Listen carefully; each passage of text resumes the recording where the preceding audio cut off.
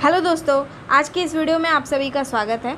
हमने आपके एग्ज़ाम्स के इम्पोर्टेंस को देखते हुए बायोलॉजी की क्लासेस भी आज से स्टार्ट कर दी है। जैसा कि आपने पहले फिजिक्स की क्लासेस को देखा होगा, लेकिन दोस्तों टाइम रहते हैं, हमें सारे सिलेबस को कवर करना है ना, तो हम लोग इसलिए साथ में ही सभी सब्जेक्ट को एक एक करके साथ में ही पढ़ते चलेंगे, तभी जाके हम सिलेबस को कवर कर पाएंगे। तो गाइस, हम देखेंगे कि आज का हमारा जो इम्पोर्टेंट चैप्टर है वो कौन सा है। हमारा चैप्टर है जीव विज्ञान की महत्वपूर्ण शाखाएं। गाइस, इसके अंडर में हम लोग ये देखते हैं कि कौन सी शाखा के अंदर कौन से सब्जेक्ट को, कौन से टॉपिक को पढ़ा जाता है, और उसके साथ ही हम लोग इसमें प्रीवियस ईयर क्वेश्चंस को लगाएंगे। यानी अलग अलग एग्ज़ाम्स में जो जो क्वेश्चंस पूछे गए ना, हम लोग उनको लगाएंगे। क्योंकि दोस्तों अगर प्रीवियस ईयर क्वेश्चन को एनालाइज़ किया होगा तो ये ज़रूर ही देखा होगा कि इस चैप्टर से एक या दो क्वेश्चन तो फिक्स ही हैं, चाहे वो BPSC हो, UPPSC हो, SSC हो, या कोई भी रेलवे, NTPC कोई भी एग्ज़ाम हो, इससे तो भाई एक दो क्वेश्चन पूछने ही पूछने हैं। तो इसलिए हम लोग इस चैप्टर को अच्छे तरीके से करेंगे ताकि हम लोग आने वाले एग्ज़ाम्स में अपना इससे चैप्टर से कोई भी क्वेश्चन आए उसको बनाएं और वो एक दो मार्क्स भी अपने मार्कशीट में ऐड करें। तो चलिए स्टार्ट करते हैं हम लोग। प्रश्न है, डैश में पौधों का भौतिक रूप और बाहरी संरचना का अध्ययन किया जाता है। ऑप्शन है फिजियोलॉजी, शरीर रचना विज्ञान, फाइटोमॉर्फोलॉजी या कोशिका विज्ञान।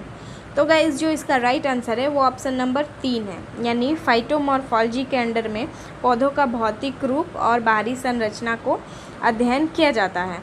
दोस्तों यहाँ हम देखेंगे तो फाइटोमॉर्फोलॉजी जो है ना, वो 3 वर्ड से मिलकर बना हुआ है, फाइटोमॉर्फोलॉजी।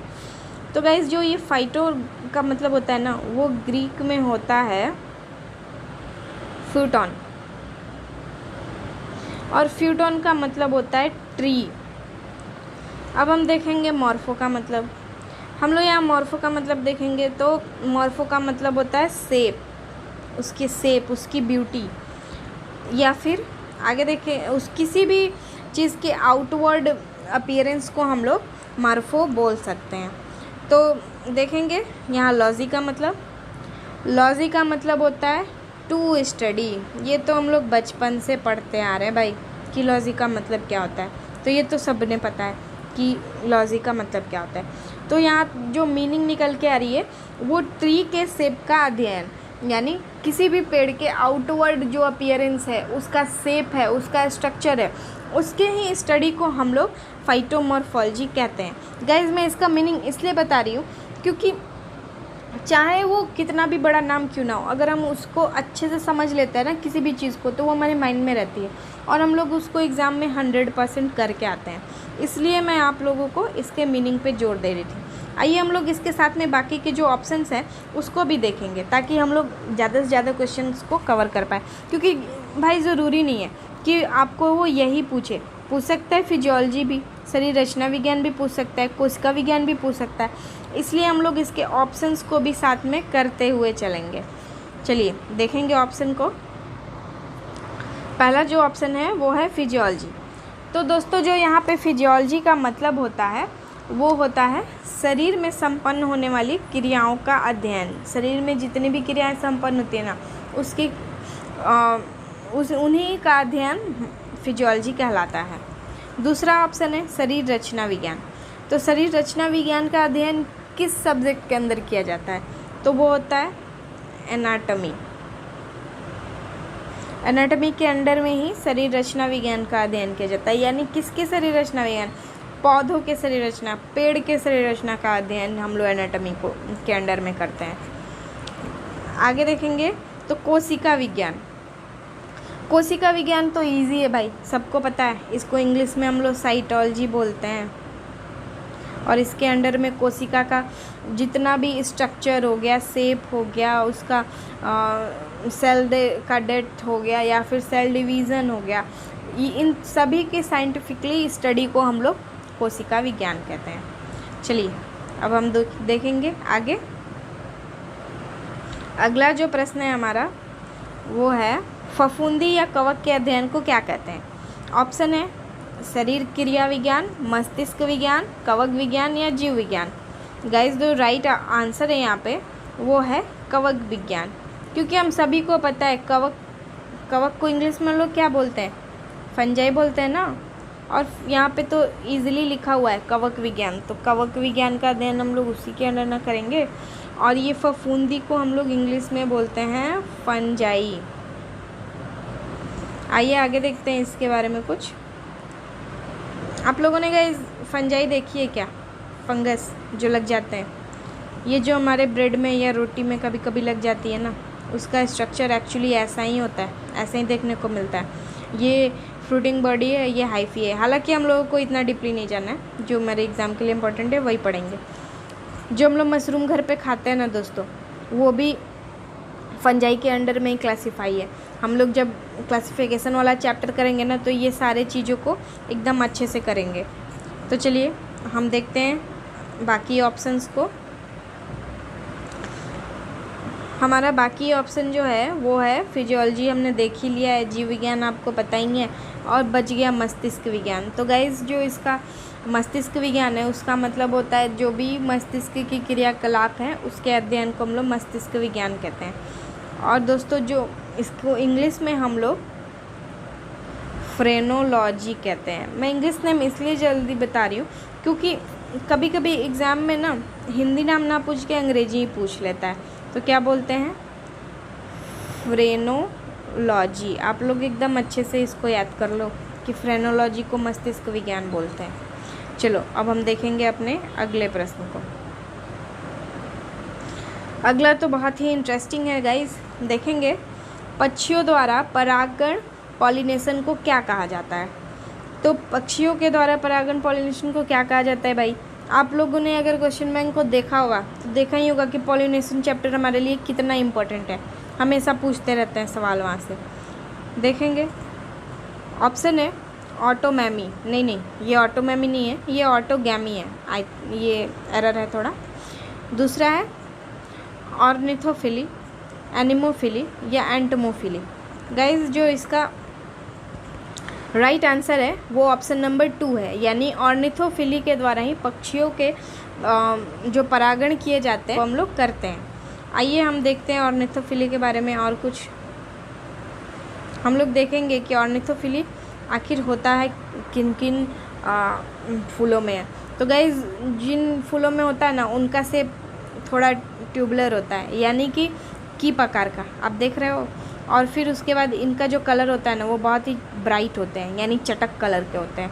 और साथ ही में ये सेंटलेस होते हैं, सेंटलेस यानी कि गंधहीन होते हैं ये। और जो इसका सबसे अच्छा एग्जाम्पल है वो हमिंग बर्ड है, जो हम लोगों ने पढ़ी है ना, सबसे छोटी चिड़िया। वो ऑर्निथोफिली को संपन्न करने में एक बहुत ही इम्पॉर्टेंट रोल प्ले करती है दोस्तों। गाइज़ मैं इन सबको इसलिए थोड़ा डीपली बता दे रही हूँ क्योंकि हम लोग अभी तो पढ़ेंगे, लेकिन जब चैप्टर आएगा उस टाइम भी पढ़ेंगे, तो हम लोग डबल पढ़ लेंगे ना गाइज़, तो हमारे माइंड में अच्छे से रहेगा और हम लोग एग्ज़ाम में एकदम 100% इसको करके ही आएंगे। इसलिए हम लोग जो भी टॉपिक्स आएंगे उससे रिलेटेड जो भी क्वेश्चन बन पड़ेगा, हम लोग उसी टाइम उसको कवर करते हुए चलेंगे, ताकि हम लोग के माइंड में हमेशा वो चीज़ें चलती रहें और हम लोग एग्ज़ाम में उसको करके आएँ भाई। आओ आगे देखते हैं, अगले ऑप्शंस को हम लोग क्लियर करते हैं। यहाँ पे ऑटोगैमी, ये ऑटोगैमी है। ऑटो का मतलब स्वयं और गैमी का मतलब होता है परागण या फिर आप निषेचन वगैरह। यहाँ ऑटोगैमी यानी कि ऑटो का मतलब होता है स्वयं, यानी जो खुद से पॉलिनेशन होता है उसको ऑटोगैमी बोलते हैं। इसका जो बेस्ट एग्जाम्पल है वो है पी या ऑर्किड्स में, ये एग्जाम्पल हम लोग आराम से देख सकते हैं गाइस। चलिए दूसरा देखते हैं। दूसरा ऑप्शन है एनिमोफिली, यानी हवा के थ्रू, एयर के थ्रू जो पॉलिनेशन होता है ना, हम लोग उसको बोलते हैं एनिमोफिली। गाइस इसका जो सबसे बेस्ट एग्जाम्पल है, हम लोग उसको देख सकते हैं मेज़ के अंदर। मेज़ यानी मक्के के पौधे में इस तरह के पॉलिनेशन को हम लोग देखते हैं, क्योंकि मक्के के जो पॉलन ग्रेन्स होते हैं ना, वो बहुत ही सॉफ्ट होते हैं, बहुत ही हल्के होते हैं। अगर हल्की सी भी हवा आती है ना और पेड़ इधर से उधर होते हैं तो वो एक दूसरे से टच होते हैं, और पॉलन ग्रेन्स जो मेल पॉलन ग्रेन्स है वो फीमेल पे जा चिपकता है, और इस तरह से पॉलिनेशन संपन्न होता है वहाँ पे। आइए आगे देखते हैं। अगला है एंटोमोफिली। एंटोमोफिली को हम लोग इंसेक्ट पॉलिनेशन भी बोलते हैं, इंसेक्ट पॉलिनेशन भी हम लोग बोलते हैं इसको, जो कि सबसे इसका बेस्ट एग्जाम्पल है हनी बी।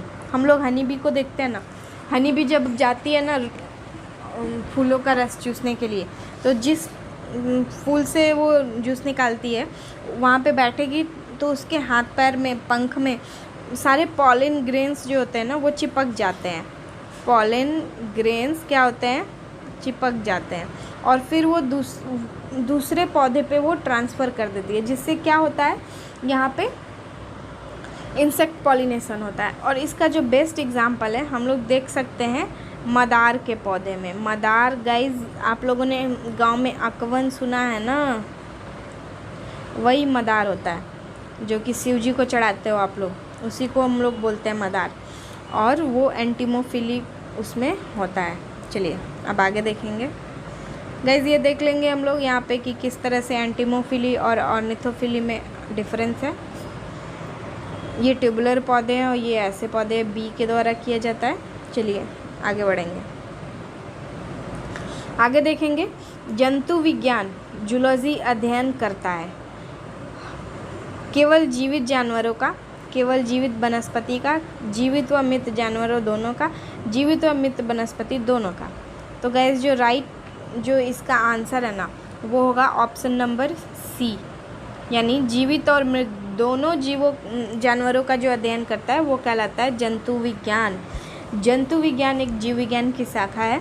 इनके फादर का नेम आप लोग फटाक से बताइए तो, कि फादर का नेम क्या है इनके, जंतु विज्ञान के फादर का नेम आप लोग हमको बताएं कमेंट में जल्द से जल्द। चलिए हम लोग यहाँ देखेंगे। जू का मतलब एनिमल, ऑरोलॉजी का मतलब स्टडी, यानी एनिमल्स की स्टडी को हम लोग बोलते हैं जूलॉजी। ये रहे एनिमल्स, इन्हीं के स्टडी। चलिए आगे देखेंगे। अगला प्रश्न है वृक्ष संवर्धन किसका अध्ययन है। ऑप्शन है वृक्षों एवं वनस्पति का, पादप जीवन का विज्ञान, बागवानी कला, या फसलें उगाने की कला। तो दोस्तों जो इसका राइट आंसर है वो है ऑप्शन नंबर 1, यानी वृक्षों एवं वनस्पति की खेती को हम लोग वृक्ष संवर्धन कहते हैं।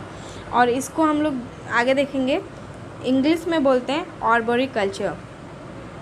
आर्बोरिकल्चर का मतलब होता है कि जब हम लोग पौधे को प्लांट करते हैं और जब तक हम लोग उसको उखाड़ते हैं, जब उसका डेथ हो जाता है, तब तक के अध्ययन को हम लोग आर्बोरिकल्चर कहते हैं। गाइस हम लोग यहाँ पे आर्बोरी का मतलब अगर देखेंगे तो ये एक लैटिन वर्ड है। आर्बोरी एक लैटिन वर्ड है जिसका मतलब होता है ट्री, और कल्चर का मतलब होता है पालना।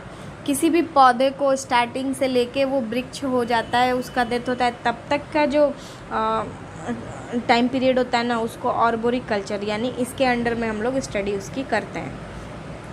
चलिए हम लोग बाकी के ऑप्शंस को भी यहाँ पे देखेंगे। हमारा दूसरा जो ऑप्शन है वो है पादप जीवन का विज्ञान, यानी पादप जीवन के विज्ञान को हम लोग जो स्टडी करते हैं बॉटनी के अंदर में हम लोग पादप जीवन का विज्ञान का अध्ययन करते हैं। अगला है बागवानी कला।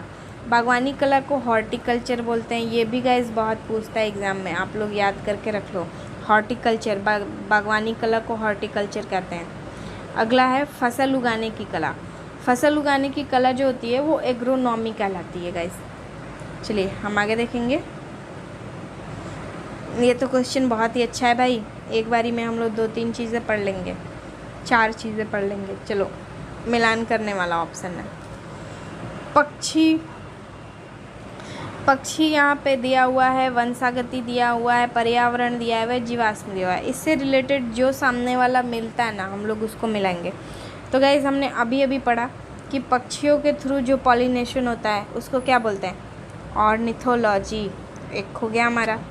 वंशागति सबने पढ़ा है, जेनेटिक्स को हम लोग किसके थ्रू पढ़ते हैं, देखो यहाँ पे वो आई गया हेरिडिटी जो होती है उसको हम लोग जेनेटिक्स के थ्रू पढ़ते हैं। और ये पर्यावरण है, उसको इकोलॉजी से मिला देंगे। और जीवाश्म जो है वो पॉलियोबायोलॉजी से मिला देंगे, यानी पैलियोबायोलॉजी से।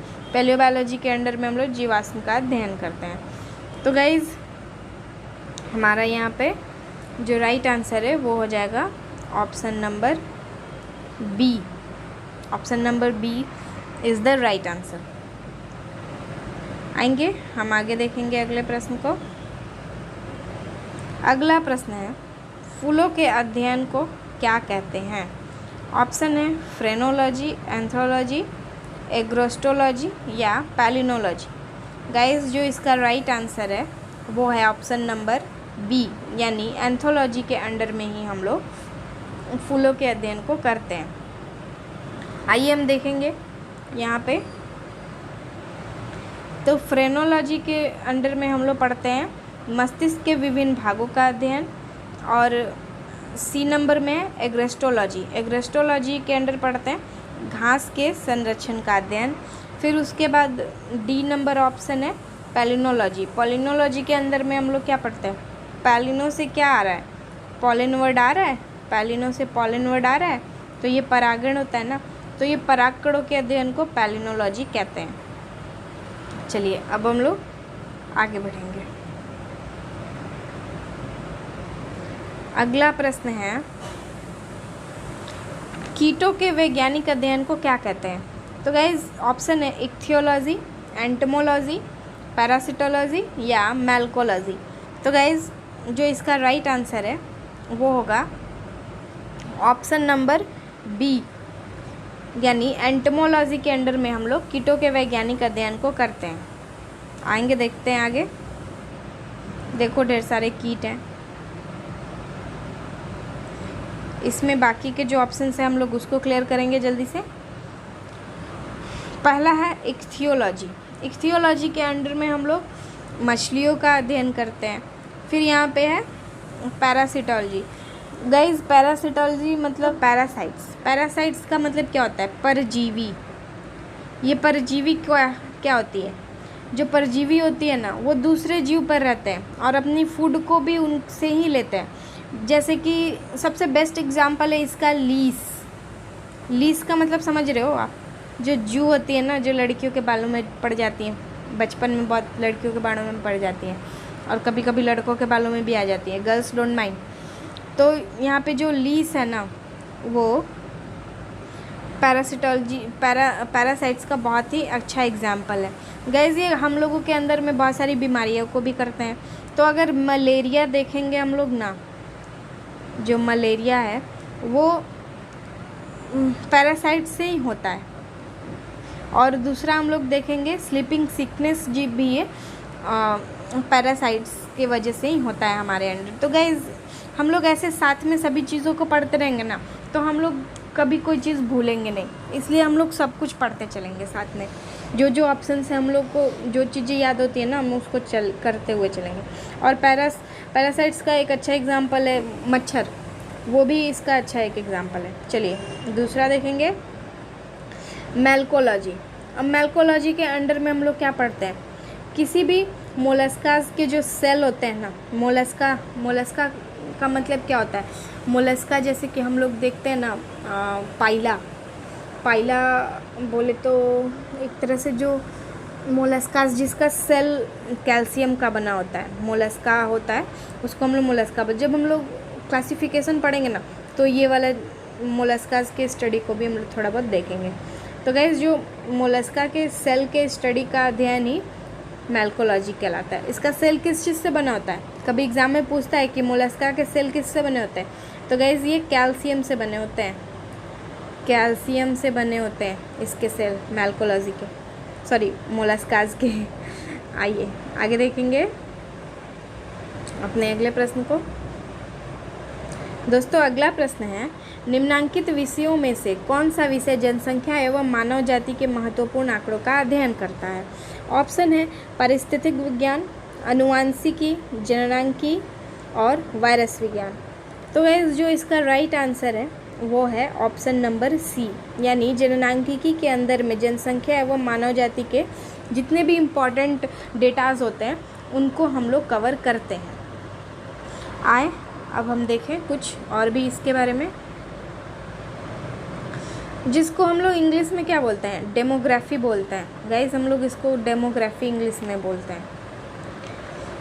देखेंगे, demography is the scientific study of human population in which includes study of changes in population size, composition and is distribution. Clear है दोस्तों? चलिए हम लोग अब देखेंगे अपने दूसरे प्रश्न को। अगला प्रश्न, एरिनियोलॉजी किसका अध्ययन है? एरिनियोलॉजी, तो गाइस जो एरिनियोलॉजी है ना, वो मकड़ों का अध्ययन है। जो मकड़ों का अध्ययन हम लोग करते हैं ना, वो एरिनियोलॉजी के अंडर में ही करते हैं। आइए अब हम लोग अपने दूसरे प्रश्न को देखेंगे। दूसरा प्रश्न है, एक्सोबायोलॉजी एक विज्ञान है जिसका संबंध है, एक्सोबायोलॉजी एक विज्ञान है जिसका संबंध है लुप्त रूपों के साथ, अन्य ग्रहों के जीवन के साथ, वायु अंतरिक्ष में जीवन के साथ, समुद्री आवास में जीवन के साथ। गाइस जो इसका राइट आंसर है ना, वो है ऑप्शन नंबर 3, यानी वायु अंतरिक्ष में जीवन के साथ जो जीवन होता है उसको हम लोग एक्सोबायोलॉजी कहते हैं। यानी कि जो भी अंतरिक्ष के बाहर में पृथ्वी से दूसरे जो प्लैनेट है उस पे हमारा जीवन कैसा हो सकता है, उसकी स्टडी को ही हम लोग बोलते हैं एक्सोबायोलॉजी। चलिए दूसरा देखेंगे।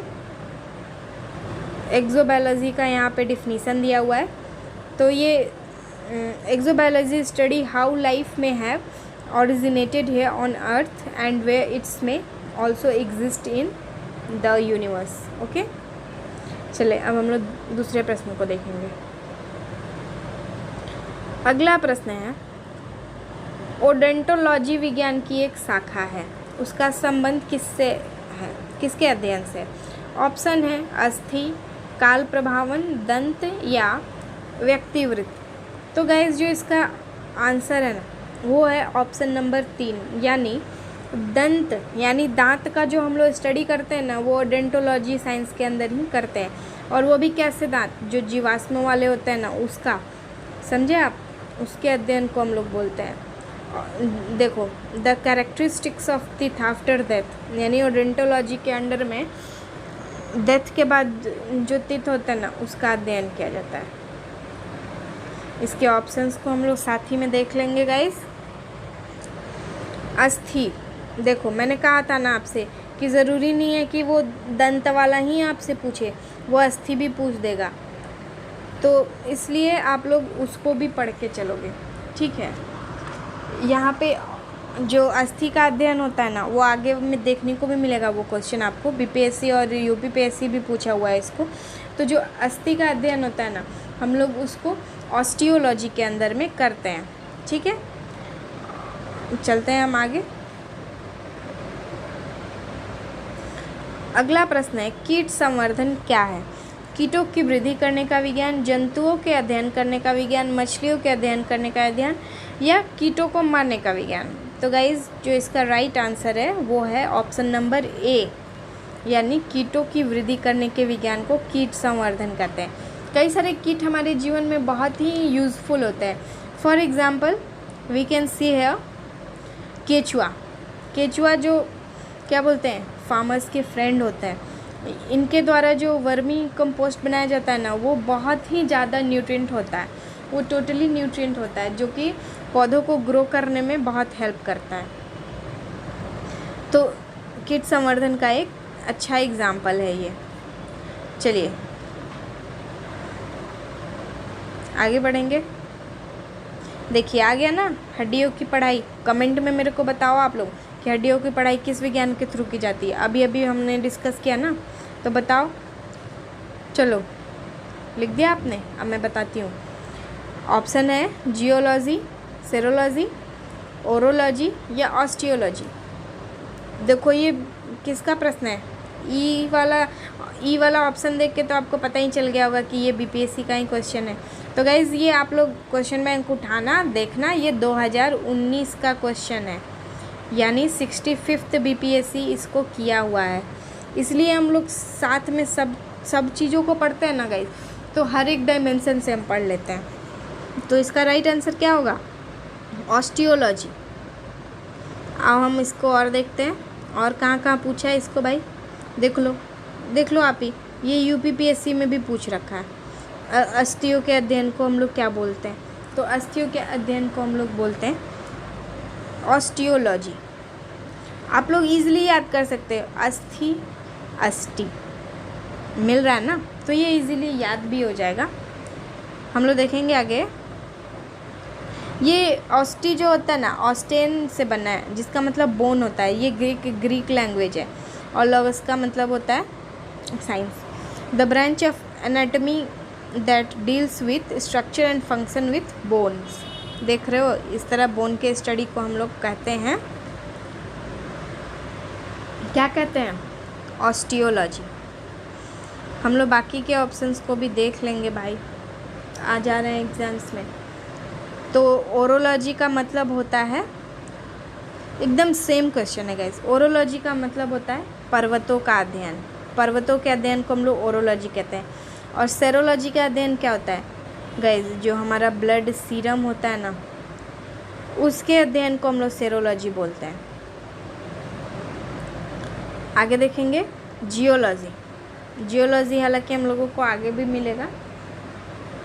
चलिए आगे देख लेंगे इसका मतलब क्या होता है अच्छे से। अब अगला प्रश्न है, निम्न में से बेमेल को ज्ञात कीजिए। ऑप्शन है फिजियोलॉजी, साइकोलॉजी, पैथोलॉजी या बैक्टीरियोलॉजी। गाइस जो इसका राइट आंसर है वो है साइकोलॉजी। हम लोग देख सकते हैं यहाँ पे जो ये option A, option C, option D जो है ना, वो बायोलॉजी का टर्म है, लेकिन जो साइकोलॉजी है वो मनोविज्ञान इसका मतलब होता है। तो इसलिए ये अलग है, ये बेमेल है। तो राइट आंसर होगा ऑप्शन नंबर बी। हम देखेंगे फिजियोलॉजी को हमने ऊपर पढ़ा ही। पैथोलॉजी जो भी हमारे अंदर रोग पैदा करने वाले कीटाणु होता है ना, उसका अध्ययन पैथोलॉजी के अंदर में किया जाता है। बैक्टीरियोलॉजी नाम से ही पता चलता है, बैक्टीरियाज के स्टडीज़ को हम लोग बोलते हैं बैक्टीरियोलॉजी। आओ आगे देखते हैं, व्हाट इज़ साइकोलॉजी। ये एक साइंटिफिकली स्टडी है बिहेवियर और मेंटल प्रोसेस का। चलिए उससे ज़्यादा जानने की ज़रूरत नहीं है हमें, हमारे एग्ज़ाम्स में उतना डीपली नहीं पूछता। अगला है हाइड्रोपोनिक्स क्या है। ऑप्शन है मृदा विहीन पादप संवर्धन, पादप में कलम लगाना, सब्जियों का अध्ययन करना या जल संरक्षण। तो गाइज इसका राइट आंसर है option number A. Option number A इसका राइट आंसर है, यानी मृदा विहीन पादप संवर्धन। इसके अंडर में क्या होता है ना दोस्तों, कि हम लोग जो पेड़ लगाते हैं वो बिना मिट्टी का हम लोग पेड़ लगाते हैं। उसमें जो जल होता है, ऐसे मान लो हमने जल ले लिया और उसमें पेड़ लगा दिए ऐसे ऐसे, और इस जो जल है ना उसमें बहुत सारे न्यूट्रिएंट्स होते हैं, मिनरल्स होते हैं, जिससे कि पौधों को न्यूट्रिएंट्स भी मिलता रहता है। हालांकि मैंने यहाँ पे आप लोगों के लिए फ़ोटोज़ भी लगा है, आप लोग देख सकते हैं इस तरह से कैसे इसमें वर्क होता है। और नीचे में बिहार सरकार ने एक योजना भी तो निकाली है ना, जिसमें नीचे में मछलियाँ रहेंगी और ऊपर में खेती होगी, यानी पौधे उगाए जाएंगे। तो ये एक तरह से 1 in 2 वाला जो काम होता है ना वो है, और हमारे लिए बहुत ही ज़्यादा यूज़फुल भी है। देख सकते हैं इधर जो वाटर है उसमें न्यूट्रिएंट्स होते हैं, ये फिर से न्यूट्रिएंट्स इसमें जाते हैं और फिर यहाँ पे रिटर्न गिर जाते हैं गाइस। चलिए आगे बढ़ेंगे। अगला प्रश्न है, सर्पों के विषय में जानकारी प्राप्त करना कहलाता है। ऑप्शन है सर्पेटोलॉजी, ऑर्निथोलॉजी, हर्पेटोलॉजी, इक्थियोलॉजी। तो गाइस नाम से क्या लग रहा है, कौन सा हो सकता है? ऑब्वियस है कि ए नंबर हो सकता है, ए नंबर हो सकता है ना।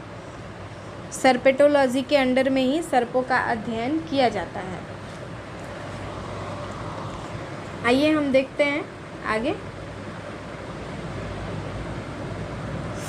तो गाइज़ यहाँ पहले हम लोग ऑप्शन को ही देख लेते हैं। हर्पेटोलॉजी क्या होता है? हर्पेटोलॉजी के अंदर में ना हम लोग एम्फीबियंस और रेप्टाइल्स, जो एम्फीबियंस है ना, एम्फीबियंस का मतलब क्या होता है? एम्फीबियंस मतलब जो मेढक वगैरह होते हैं ना, जो क्या बोलते हैं, जो जल में भी रहते हैं और स्थल में भी रहते हैं, उनको हम लोग एम्फीबियंस बोलते हैं। और रेप्टाइल्स, प्लस में रेप्टाइल्स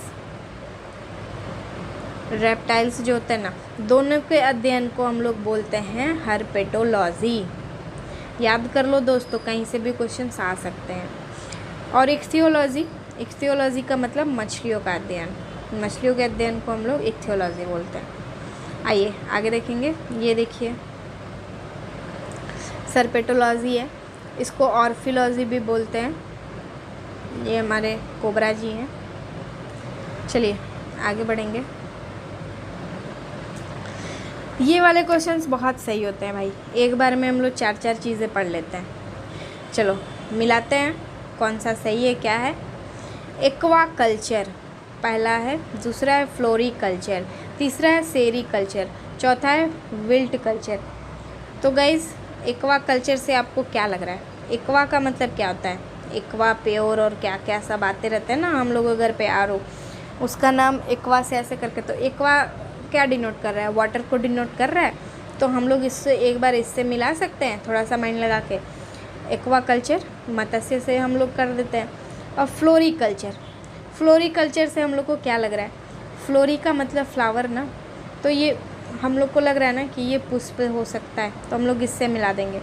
और सेरीकल्चर तो सबको पता है भाई, बचपन से हम लोग 8 क्लास से पढ़ते आ रहे हैं कि सेरीकल्चर का मतलब होता है रेशम, जो रेशम का उत्पादन, कीड़े जो पालते हैं ना हम लोग, उसको सेरीकल्चर बोलते हैं। और यहाँ पे हम लोग देख लेंगे विल्ट कल्चर। तो विल्ट कल्चर मतलब विटिकल्चर जो होता है ना, वो अंगूर का जो भी होता है ना, उसके अंडर में ही हम लोग पढ़ते हैं, विल्ट कल्चर के अंडर में। तो समझे गाइज, थोड़ा थोड़ा हम लोग ऐसे ट्रिक से भी माइंड लगाएंगे तो बहुत सारी चीज़ें याद हो जाती हैं। चलो आगे देखेंगे। कोशिकाओं के अध्ययन से संबंधित जैविकी शाखा को क्या कहते हैं?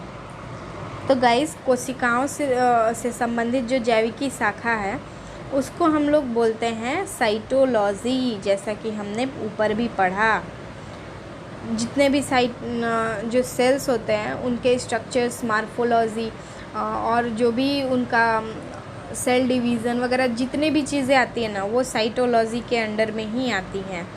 जब ग्रेजुएशन में कोई बीएससी वगैरह इस सब्जेक्ट से करने जाता है ना, तो उसका एक पेपर भी होता है साइटोलॉजी, किसी ने पढ़ा होगा, सबको पता भी होगा। और ये क्वेश्चन है एसएससी 2007 का, आप लोग लिख लो भाई, इस सब में से ही क्वेश्चंस आने वाले हैं, तो हम लोग इन्हीं सब को एकदम अच्छे से करके जाएंगे। ओके दोस्तों, साइकोलॉजी को तो हम लोगों ने ऊपर देखा ही, फिजियोलॉजी को भी देखा हम लोगों ने ऊपर। चलिए अब हम आगे बढ़ेंगे। यहाँ हिस्टोलॉजी को देख लेंगे। तो हिस्टोलॉजी का मतलब होता है उत्तकों का अध्ययन, उत्तकों के अध्ययन को हम लोग हिस्टोलॉजी बोलते हैं। तो आप लोग याद रखिएगा एकदम माइंड में कि हिस्टोलॉजी का मतलब क्या होता है। यहाँ देख लेते हैं। Cytology is the study of cells, their structure, role, biochemistry, communications and behaviour. चलिए आगे देखेंगे। अगला प्रश्न है, विलुप्त प्राणियों के अध्ययन को क्या कहते हैं? जो भी डायनासोर्स वगैरह जो विलुप्त हो गए ना, उनके अध्ययन को हम लोग क्या बोलते हैं? ऑप्शन है हर्पेटोलॉजी, जियोलॉजी, ऑर्निथोलॉजी या पैलियोंटोलॉजी। तो गाइस जो इसका राइट आंसर है वो ऑप्शन नंबर 4 है, यानी पैलियोंटोलॉजी के अंदर में ही हम लोग विलुप्त प्राणियों का अध्ययन करते हैं। तो दोस्तों बताइए, देखिए आप लोग ये कितना डीपली स्टडी करना पड़ता है इन सब चीज़ों को एकदम माइन्यूटली, ताकि ये सब चीज़ें टूटे ना, हम लोग अच्छे से उन लोगों को बाहर निकाल पाएँ। तो इसके अध्ययन को ही हम लोग बोलते हैं पैलियोंटोलॉजी। तो दोस्तों आप लोग हमें बताएं कि आज का क्लास आप लोगों को कैसा लगा, और वीडियो आप लोग देख रहे हैं तो वीडियो को लाइक ज़रूर करें, शेयर करें और चैनल को सब्सक्राइब कर लें, ताकि अगर हम आगे वीडियो बनाते हैं ना तो आपके पास नोटिफिकेशन सबसे पहले पहुंच जाए और आप लोग अपने एग्ज़ाम्स को एकदम अच्छे से अच्छे तरीके से पढ़ाई करो और दे के आओ। तो guys thank you so much, अपना तैयारी बेहतर तरीके से करते रहिए।